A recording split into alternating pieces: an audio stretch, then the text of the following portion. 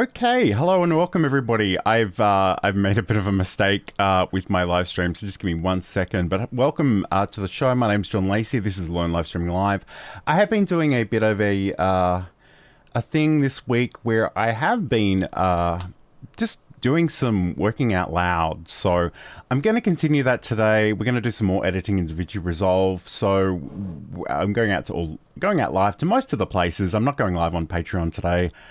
That was a bit of a test yesterday, and it is interesting, and I'm definitely going to explore that further, but not today. So let's just get stuck in. Let's go to our screen share.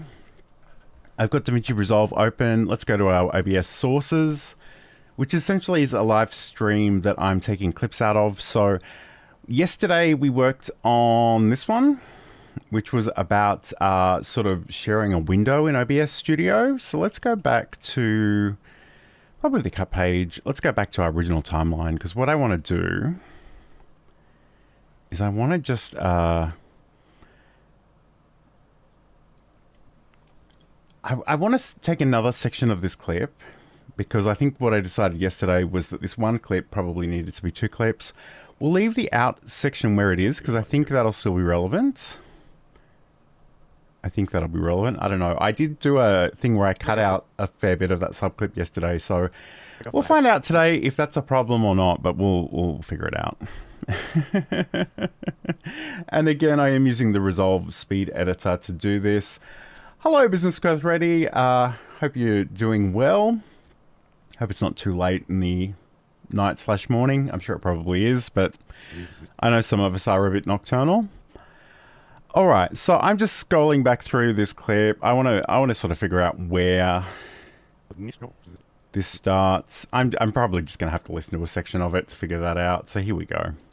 Benefit of window capture is I've moved this to a different screen, and OBS isn't going to freak out because it's watching the window, the application, rather than a particular.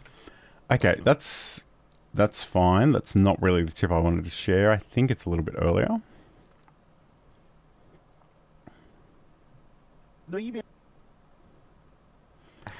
going to guess it's around here. We'll find out in a moment if I'm correct. So it is 10:31. Okay, good to know. See, if I minimize that window, it's disappeared from the screen capture. That potentially is another good point, but again, it's not what I'm looking for. So what I need to do is find this.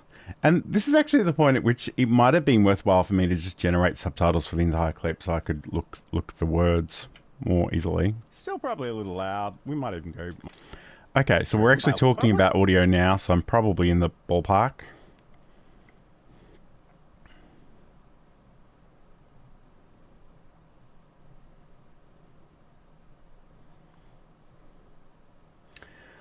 Hello, Red Mantis Edits. Great to have your company today. We're just doing a little bit of editing in DaVinci Resolve. I'm just taking segments from a live stream and turning them into YouTube Shorts. Something I've been doing all week, and we're going to continue that today. The must match the title, otherwise find a window of the same type. We're getting closer. Title, otherwise find window of same executable. I'm guessing. You might actually Here we go. This is it. So this is the other point that we've got here. Hello to Lottie Mark. Great to have your company. So again, we're just doing some editing in Resolve today. I'm just taking segments out of a live stream that was recorded in OBS Studio about OBS Studio, and we're just making shorter clips. See, I've got this tip about capturing audio from a particular application that I just want to grab. The other pretty magical thing about this, capturing a window rather than an entire desktop, is that we have this capture audio beta option. So if you want to capture audio from a piece of software, this is a really good way of doing it. And again, you won't be able to hear this on the stream, but if you look at the audio mixer on my screen, if I press some of these, you'll see that it's playing sound. It is way too loud. It's spiking the red something awful. So again, if that is something that you're coming up across, we can just go to the audio mixer. We can go into the audio properties, probably bring this down maybe 60 dB and see what that looks like. Still probably a little loud. We might even go -8 dB. And again, if you prefer working in percentage, you can sort of toggle that as well. But now if I go and press those keys on that app, then that's good to go. So that's potentially really quite useful. Again, just keep in mind that this particular app, it's not filling my screen even on my smaller field monitor. I can increase. Okay, so that section about not filling my screen is potentially not relevant. So let's cut before that. I'm just going to zoom in so I can see the waveform a little bit better. So again, just keep in mind that this particular on that app, then that's good to go. So I'm going to say here is my out point. And I should say too, you may have seen the video thumbnail for this one. I do have a physical DaVinci Resolve speed editor. It's a magical little keyboard that comes with a scroll wheel, and it just makes my life so much easier. Normally I would actually cut in the cut page in a very different way, but I just find this is working well for me here. So I've selected my in and out point. What I'm going to do, I'm going to just in this, if I can do this here, maybe I can't. I'm going to right click up here and I'm going to go create subclip. And that should give me a subclip just of that little portion. So if I go back to the cut page, and again, I'm only doing this because this kind of is how I've been working. Timeline 1, subclip 6 is now our new clip. I'm going to go into the edit screen. And we should just have that segment. I should note too that it does, the timeline references the actual position in the larger clip. So it sort of says, you know, 17 minutes and 29 seconds. If I go to the deliver page, we will find out that this clip is only 1 minute and 4 seconds. So that's potentially really good for our purposes. So again, a few things that I want to do here. I should say too, I've recorded audio in, I think, 6 different tracks with this video. I don't need all that audio. It's actually the same thing in all of them. And you'll see I've actually muted them all. What I'm going to do, I'm just going to unlink these. And I'm going to come in and actually just delete everyone except audio 2, because that's the one I want to use. And I probably should have done this on the main timeline, but it's fine. We can do it here. And I don't think I've actually made any clips, any cuts into this. I think this is one continuous clip. Okay, cool. So I don't need to worry about that too much. Again, just in the interests of, you know, cleaning up a little bit, I'm going to delete some of these extra tracks. There was even one more that I didn't even know was there, so we'll get rid of that one as well.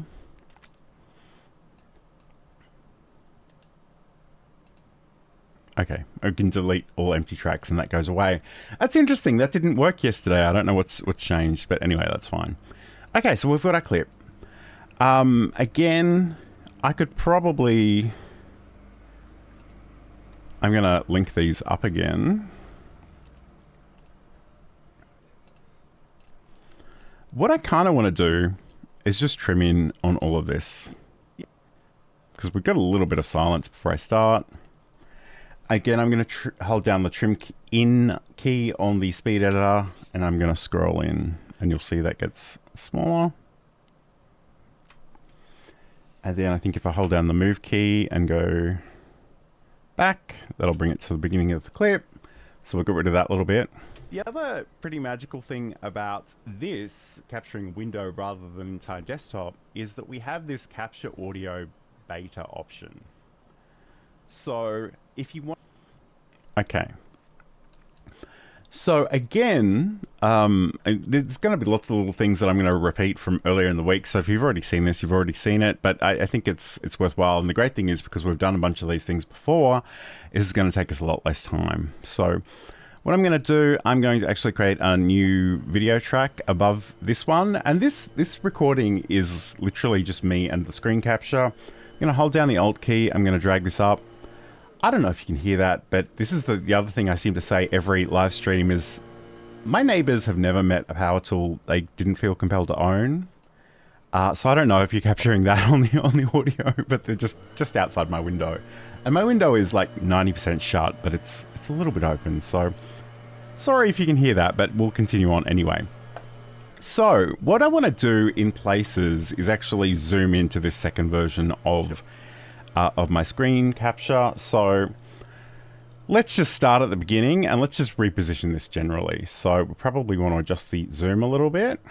So in the properties, gonna not quite that much probably, but we'll see. So yeah, I mean, zooming a ratio of 1 looks pretty good. Let's adjust the positioning so this is further down. I'll have to tweak these numbers as I go anyway, but actually that's probably fine. It's probably the y-axis we need to adjust. Yep, and I'm just using the cursor key to bring that down. Okay, so in this case, because, and this is the other slightly annoying thing about this, is I did actually reposition this dialog box to show things that were underneath it. So when I do resize this, you'll probably see a portion of me in the corner, which I don't think is necessarily a problem. Although it is kind of annoying. I don't know how I feel about that, but we'll figure it out. All right, so again, what you're seeing is like really tiny, and it will be a lot larger for people actually watching this video when I eventually publish it. So let's make this even larger, because what I want to do is really draw attention to this capture audio beta option. So we've got that there.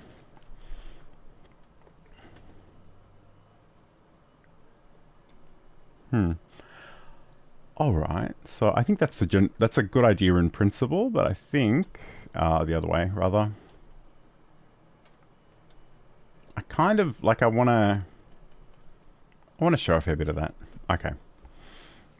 In some ways, all I really want to do is show that one little capture audio beta option. So what we're going to do though is I don't want this screen capture to obscure everything all of the time. So I'm going to bring it in when it makes sense and then make it transparent when it doesn't make sense. So let's just listen to the first part of this clip. The other pretty magical thing about this capturing window rather than entire desktop is that we have this capture audio beta option. So if you want to capture audio... All right, so this...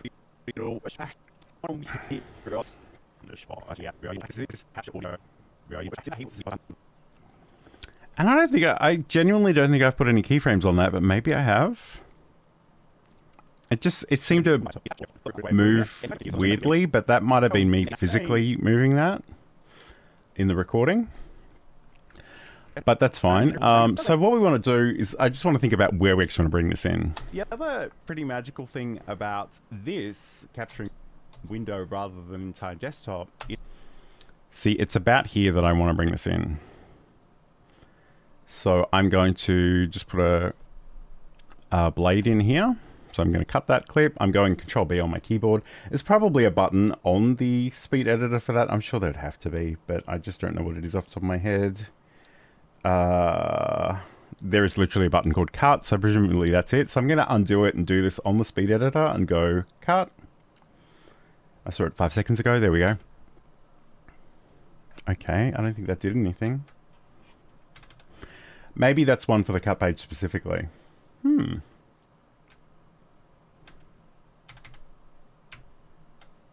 Okay.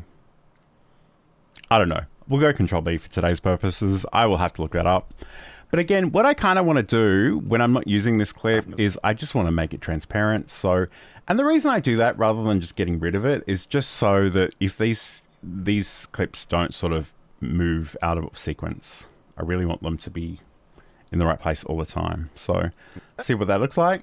The other pretty magical thing about this capturing window rather than entire desktop is that we have this capture audio beta option. So if you want to capture audio from... All right, so when I get to this section where I say so, and I sort of move the window, I think we can go back to me. And again, just make sure you've got that clip selected. So if you want to capture audio from a piece of software, this is a really good way of doing it. And again, you won't be able to hear this on the stream, but if you look at the audio mixer on my screen, if I press some of the... And this is probably the point at which I want to bring it back again. So I'm going to do a cut there. I'm going to adjust the transparency of, or the opacity rather, of this clip, which to 0.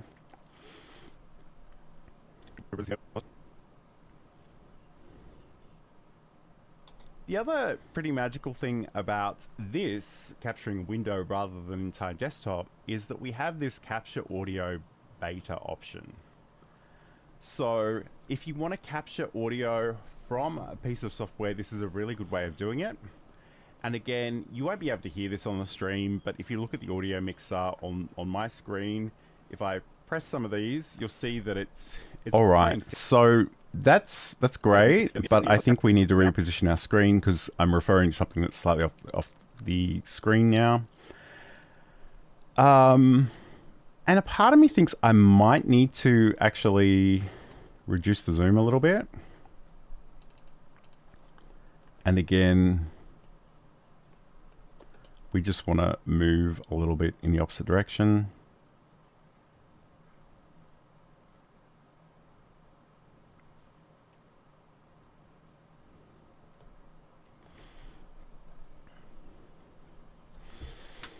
And it's funny, I've kind of, yeah, it's, in fact, let's adjust the zoom even more. I think we want to show more of this to get the full impact. So we've got that there. Actually, maybe not the zoom so much as the position. So again, let's adjust this, the Y coordinate, just to show the app that we're referring to. Keep in mind that I do kind of want a little bit of this space at the bottom for my burnt-in captions. So let's just see what that looks like now. On my screen, if I press some of these, you'll see that it's playing sound. It is way too loud. It's spiking the red something awful. So again, if that is something that you're coming up across, we can... Okay, so just in that section where I talk about it spiking into the red after we've seen it on screen, I want to go back to me. That it's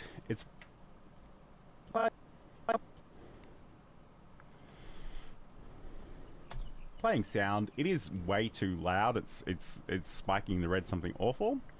So again, okay, that's probably not exactly where I wanted that cut. So let me try that again. And I'm just doing Control Z to undo. It's playing sound. It is way too loud. It's probably around here. It's spiking the red something awful. So again, if that is something that you're coming up across, we can...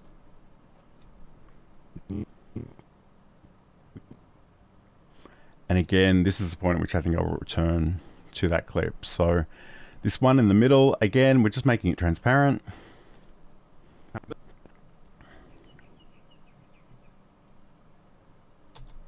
But if you look at the audio mixer on my screen, if I press some of these, you'll see that it's playing sound. It is way too loud. It's spiking the red something awful. So again, if that is something that you're coming up across, we can just go to the audio mixer. We can go into the audio property.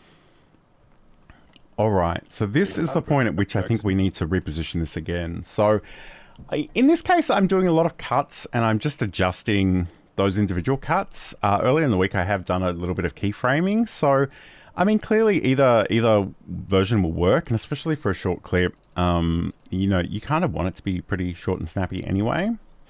What I do want to make sure I'm doing here, you can just go to the audio mixer. We can go into the audio property. We can just go to the audio mixer. We can go into the audio properties.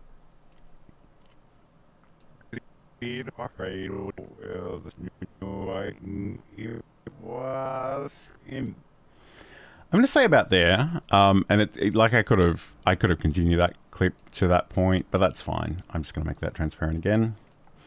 And from here, at the beginning of this clip, I think we need to bring this up a little bit so it's more centered vertically.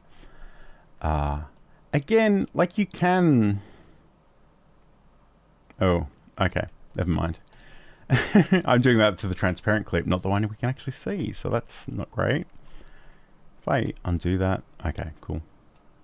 I mean, it won't really matter, but I just want to make sure I'm on the right clip. Okay, so we want to bring that up so it's a little bit more centered.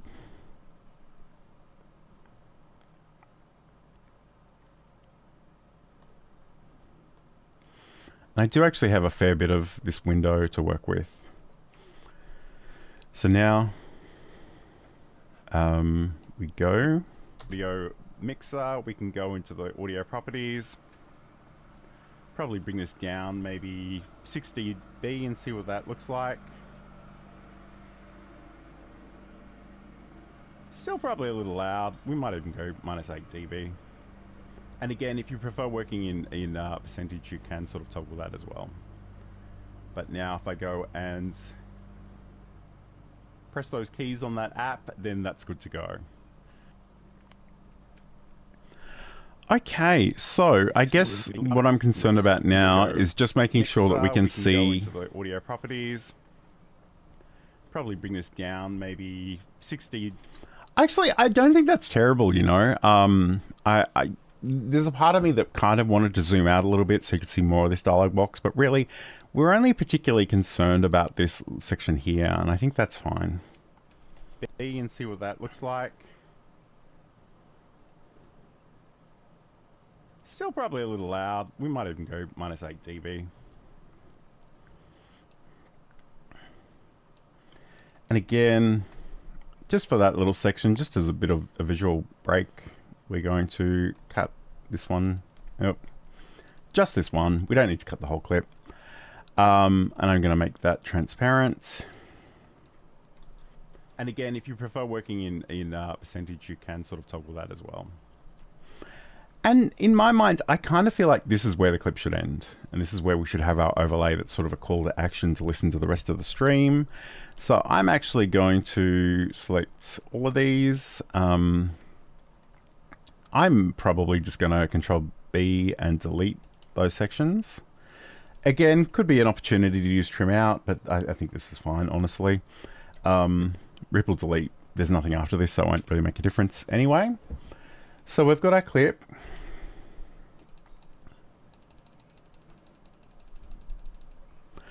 So this is the point at which I'll start sort of recycling some things from other projects. So let's go into our media pool. And let's go to timeline 1 subclip. Double click on the project. Let's go back to the very beginning. And I want to copy this. And I'm going to go back to my subclip. Make sure I'm sort of in the... I don't know. If I paste this, it'll probably create a new track. So let's just do that. Nope. Made a liar out of me. Let's make a new track then. A new track. And paste that one. And it still wants to put it there. Joyful. All right. I'm going to lock... Actually, what I'll do, I'll actually right-click into this track. That should make... No? Why is it like that? That's really annoying. Okay, I'm going to lock all these tracks. So I'm not making changes to any of them. And this should be the only place it can physically paste this in. Come on. It doesn't want to paste into. Why is it being like this? This is very annoying. This has worked several times. Okay. Let me try it again. Okay, so I've got to make sure I'm clicking on the... And so what this is just multi-text, and it's got some effects and transitions and stuff attached to it. I'm going to Control-C it. I'm going to go back to my subclip. I'm going to paste that in. Why does it refuse to paste into track 4? I don't understand. That's worked perfectly all week long. Does it have to be on the same sort of track? So... Oh, I made it to the wrong project. Hang on. So this was on track V3. I have no reason to think it should. That is kind of weird. I've never had this problem all week long. Paste it in. Come on, you can do it. It really doesn't want to. All right. If I...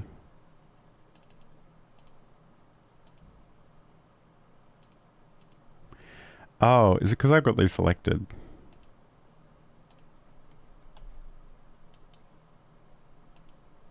No.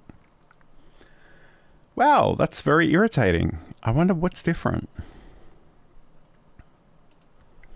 Again, let me just see if I can...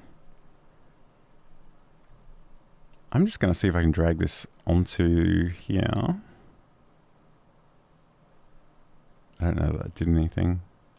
Multi-text. Oh, it did. Okay. I think the thing that happened last time I tried this was that it didn't actually bring in my effects, which maybe we can just recreate them. Yeah, it doesn't look like it's going to bring in the effects. Okay. I don't think that's really a problem. But I guess what I can maybe do is go to paste attributes. No, didn't do anything at all. All right, let's go back to the select clip. Copy.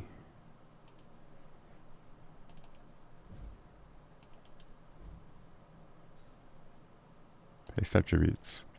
And we'll go all, apply, and it still doesn't do it. Okay, let's not dwell on it too much. I'll figure it out later, even if I just have to drag in those effects again. I think they were just, it's just a push. In fact, can I copy that?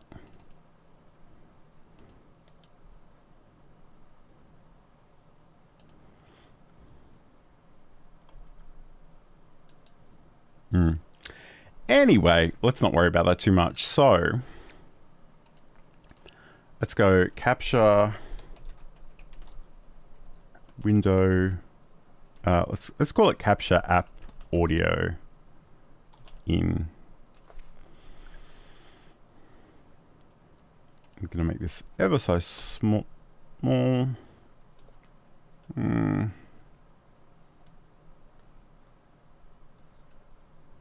I think that'll work. All right.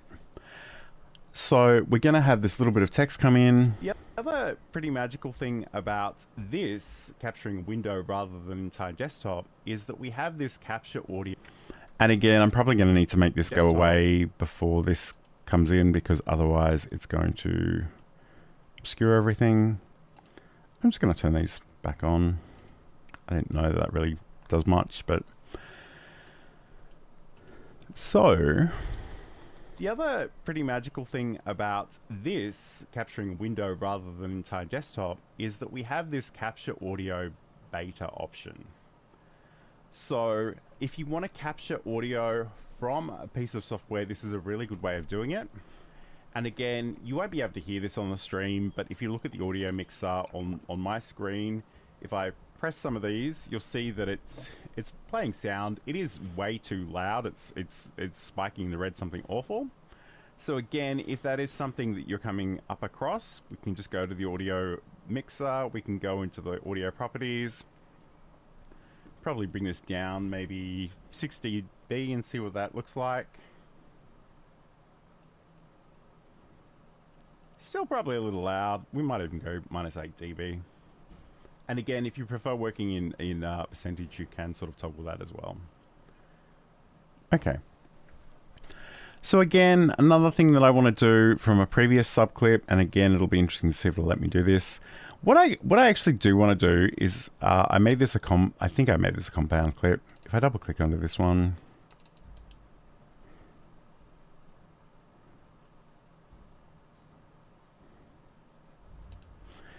What I want to do, I'm going to grab this, I'm going to grab that. I'm going to try and copy them. I know this hasn't worked particularly well for me today, but let's just try again. Let's go here and we'll paste. It's gone a little bit beyond the clip, so let's bring that in. But percentage, you can sort of toggle that as well. And that's just a call to action for that last little section, saying learn more about OBS Studio sources. And on YouTube, I'll use a shorter clip to bring that in, to link that up as a related video. What we will need to do though is think about how we're animating this in. And I think that was just a push.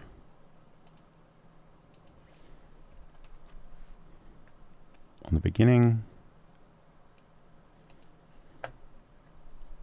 The other pretty magical thing about this, capturing window, and then I think I had a push off the screen. But again, let me just consult my earlier clip to see what we did there. A webcam, you have a digital camera that has some sort of direct input in. Okay, that is a push. 1 second and push up. Yep. Okay, cool. So it's nothing really terribly elaborate, so just keep that in mind. The chat support asks you to remember to like and subscribe. So hit that magical button. There we go. My magical button's working too. So like and subscribe. If you're interested in live streaming and video creation and editing, podcasting and content creation in general, please do that. So what we're going to do is go back to our effects. We're going to grab that push again, but this time we're going to push up. And just go from here. The other pretty magical thing about this, capturing window rather than entire desktop, is that we have this capture audio beta option. Okay, cool. So now what we can do, let's just get rid of the effects. We don't need to see that right now. Let's go to our timeline menu. Let's go to AI tools. I don't really love AI tools generally, especially not generative AI tools, but I do love things like this. So this actually is create subtitles from audio. This is only available in the DaVinci Resolve Studio, which is the paid version of this software, but it's kind of amazing. So we can go to language. I just reminded I speak English. You could leave it on auto potentially. I like to have 2 lines, and I'm going to hit create. And it's going to do its thing. This all happens on my local computer. So again, depending on how old your computer is, that may or may not be a good thing. But once it's done its thing, and again, this is only a 1-minute clip, so it didn't take very long at all, you'll see that we've got our text here. So when we've got our subtitle track, there's a couple of things that we can do. There's a tab here, like there's a subtitle section. Half of this is caption and half of this is track. So caption is for the words that literally appear here. And because this is AI, it's going to get some things wrong. That's fine. We can go in and sort of manually update those if we need to. But the other thing is the track. So if you want this to be physically burnt onto your video, which is often something I like to do, this is the place where you can adjust the fonts and, you know, the font weight, color, size, line spacing, kerning, all of the things, drop shadow. But because I've created a bit of a text style for these projects in the past, and all I did there was I went to the original project, I went save track as preset, I gave it a name, and that name was this OBS sources captions at the top here. So now if I go to that section and go to load preset, you'll see that that text is a little bit smaller. I think it's got either an outline or I'm not really sure, to be honest. I don't remember what I did here.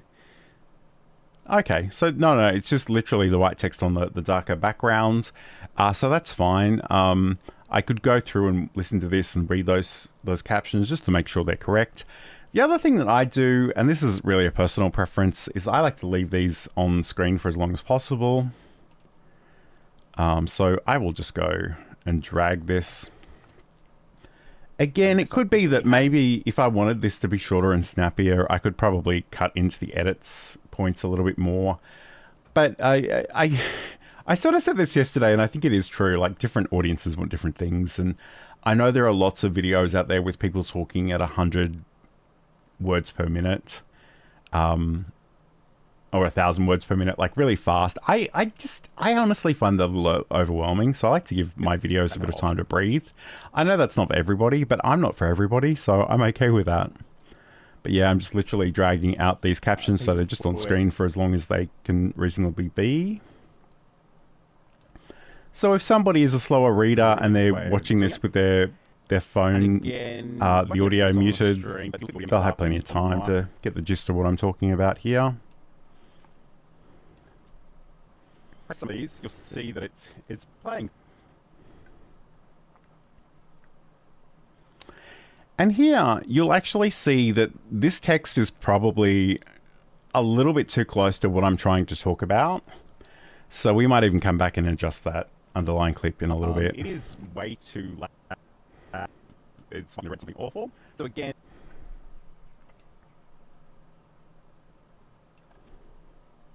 mix. Go to audio properties. Probably bring this down maybe 60 dB. Okay, I mean there's one hell of a gap there, but again, the gap is there so I can sort of demonstrate the audio spiking. So there is a visual there. And maybe, like I sort of talk about how you wouldn't have heard that audio on the live stream anyway, but maybe I could even just bring something in. Okay.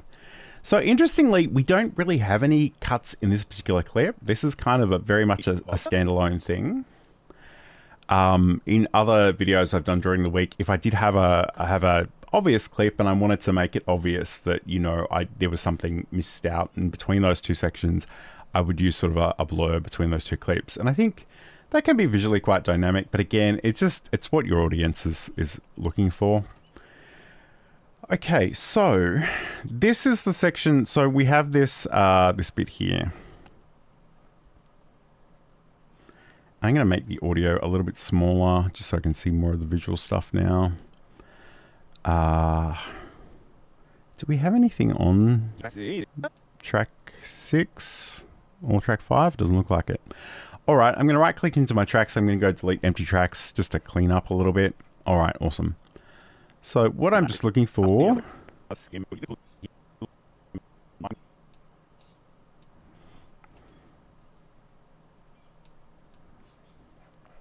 Okay. I have locked this previously. I'm going to have to unlock it to make this adjustment. But I kind of want this to be up in the frame a little bit because I don't want the subtitle obscured by that. I don't think we need to do that. And that's the y-axis, not the x-axis. Okay. I think that'll work. So that's that value. The only thing now is kind of, if I go to the next time I bring that back, does that still work? I think it probably does. I think that's fine. Yep. Okay. So that's all good. We've pretty much got our short ready to go. So a couple of things, and I know I've said a lot of this earlier in the week, but if you're catching me for the first time today, this might be useful if you're new to DaVinci Resolve. If you do have captions, if you've generated them in DaVinci Resolve, or if you've even used other tools or you put them in manually, we have a couple of options. So first of all, if you go to the subtitle track here and right click on it, you have the ability to export these subtitles. And I think that's a really useful thing to do.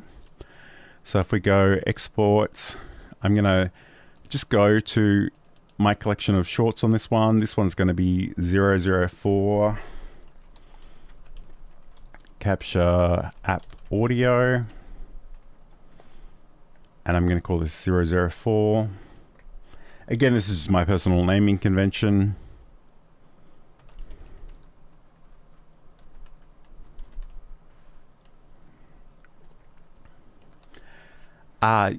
And the thing about this is I do like to make sure I'm using subtitle files without formatting, because if you visually change, like you can make parts of your subtitles bold and italic and stuff, and that will potentially put some HTML tags inside of this file, which may or may not work depending on where you upload it to.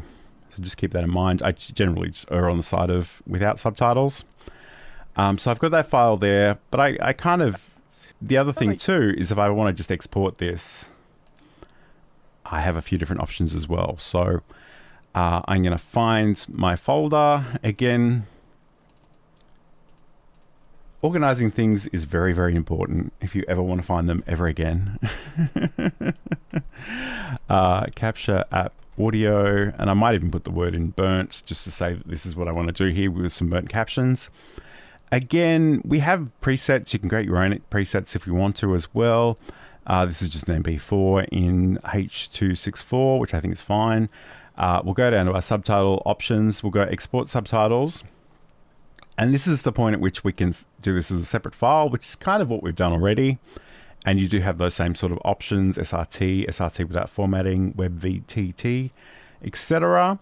We do also have the ability to embed them into the video file. And again, some players will display that, some won't.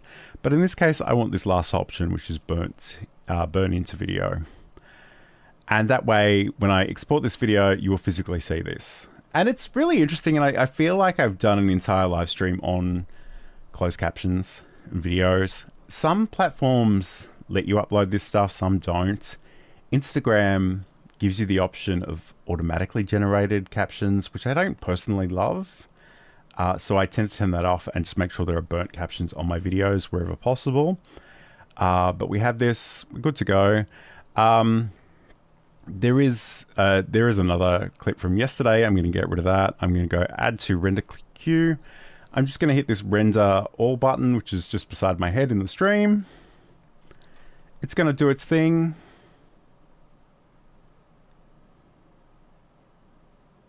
And then we've got our video file. So again, I feel like I'm probably saying this every single time I go live lately, but people are really scared of DaVinci Resolve in the way that they're scared of OBS. And I just want to say, you don't need to be scared of it. They both have a lot of features. They're both software you can grow into, but you don't need to know everything to get started. And I think that's the message I'm always trying to convey. Like most of the videos that you'll make for social media, for YouTube, they're really just a collection of cuts. And then maybe you want to have some transitions. Maybe you want to have some text. Like, it's not massively difficult. And this is free software. The one thing I will say is DaVinci Resolve, the free version of the software. I'm using the studio version here, but I have used the free version in the past. It's really powerful. Unless you want some of these specific features like the AI captions, you probably don't need to pay for this software. I bought the speed editor because it looks cool. And to be really clear, it is really cool, and I still need to learn a lot of things about it. But I really just wanted to support this company because they're just doing some amazing things. So yeah, like I say, I'm really enjoying doing these streams. I don't know if you guys are getting anything out of this, but I'm going to keep doing them probably for at least this week while I have a little bit of downtime. So hopefully they're of use to you. I'm actually getting stuff done by having the accountability of being live and doing it in real time. And I think that's working really well for me. I kind of want to have a collection of these shorts that I can start uploading to my channel as of January, which is tomorrow. Here in Australia, we're already on New Year's Eve. So I guess I need to get started, although I've got, I think I've got 4 clips so far. Well, I say that, I have to go back to the first one because it's more than 3 minutes long, so it won't work as a YouTube short. But anyway, that's fine.